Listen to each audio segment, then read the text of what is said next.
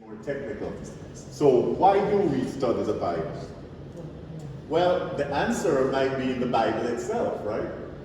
In Genesis 1:26-27, then God said, "Let us make mankind in our image, in our likeness, so that they may rule over the fish in the sea, and the birds in the sky, over the livestock, and all the wild animals, and over all the creatures that move along the ground."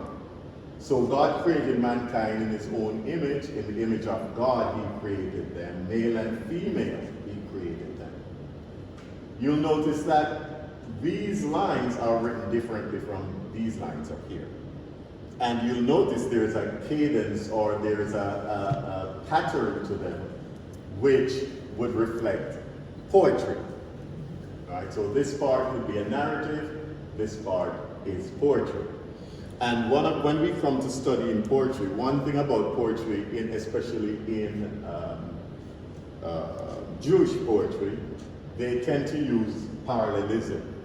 And parallelism the first line can be the same thing as the second line, which is synonymous parallelism, or the second line can be saying something completely opposite to the first line, which is contrasting parallelism. Or the second line can be developing the idea that the first line began. So the first line tells your idea, the second line advanced or defined or expanded on the idea. So there are three, and then there's a fourth kind which doesn't fall into anything. They call it miscellaneous or something like that. But we will get to that when we get to poetry. But if you look at this, so God created mankind in his own image, okay?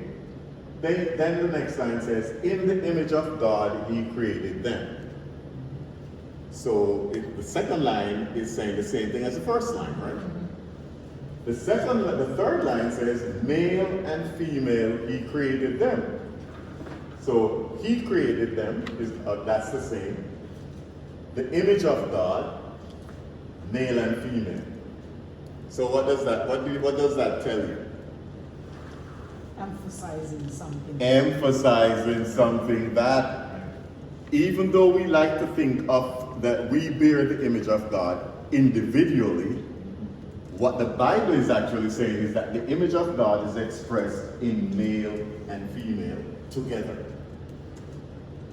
Okay, and that's important to bear in mind. So his image is represented by male and female together as one.